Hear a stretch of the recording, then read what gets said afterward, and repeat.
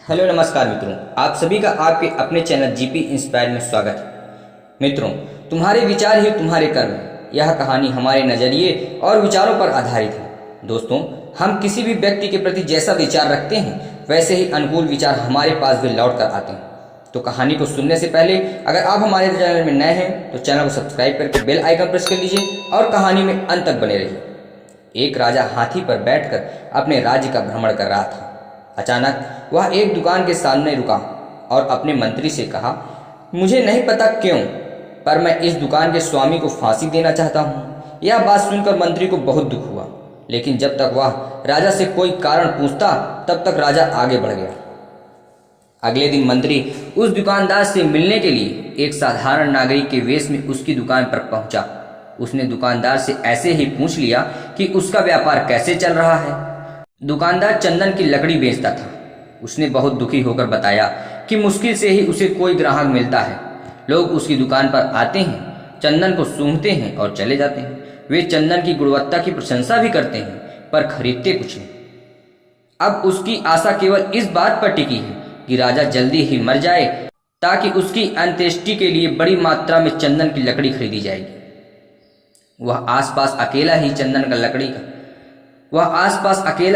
की लकड़ी का दुकानदार था, इसलिए उसे पक्का विश्वास था कि राजा के मरने पर उसके दिन बदल जाएंगे। अब मंत्री की समझ में आ गया कि राजा उसकी दुकान के सामने क्यों रुका था और दुकानदार को क्यों मार डालने की इच्छा व्यक्त की। शायद दुकानदार के नकारात्मक विचारों की तरंगों ने राजा पर वैसा प्रभाव डाला था जिसने उसके बदले में दुकानदार के प्रति अपने अंदर उसी तरह के नकारात्मक विचारों का अनुभव किया था। बुद्धिमान मंत्री ने इस विषय पर कुछ क्षण तक विचार किया। फिर उसने अपनी पहचान और पिछले दिन की बात बताए बिना कुछ चंदन की लकड़ी खरीदने की इच्छा व्यक्त की। दुकानदार बहुत खुश हुआ। उसने चंदन को अच्छी तरह से कागज में लपेटकर मंत्री को दे दिया। जब मंत्री महल में लौटा तो वह सीधे दरबार में गया जहां राजा बैठा हुआ था और सूचना दी कि चंदन की लकड़ी के दुकानदार ने उसे एक भेंट भेजी है। राजा को आश्चर्य हुआ जब उसने बंडल को खोला तो उसमें सुनहरे रंग के श्रेष्ठ चंदन की लकड़ी और उसकी सुगंध को देखकर बहुत प्रसन्न हुआ। प्रसन्न होकर उसने चंदन के व्यापारी के लिए कुछ सोने के सिक्के भिजवा दिए। राजा को यह सोचकर अपने हृदय में बहुत खेद हुआ कि उसे दुकानदार को मारने का अवांछित विचार आया। जब दुकानदार को राजा से सोने के सिक्के प्राप्त हुए तो वह भी आश्चर्यचकित हो गया।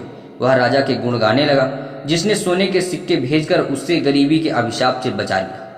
कुछ समय बाद उसे अपने उन कलुषित विचारों की याद आई जो वह राजा के प्रति सोचा करता था। उसे अपने व्यक्तिगत स्वार्थ के लिए ऐसे नकारात्मक विचार करने पर बहुत पश्चाताप हुआ।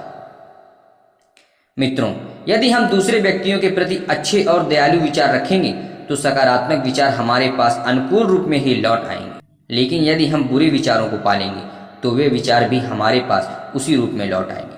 मित्रों, आपको यह कहानी कैसी लगी अपनी राय हमें कमेंट में जरूर दीजिए।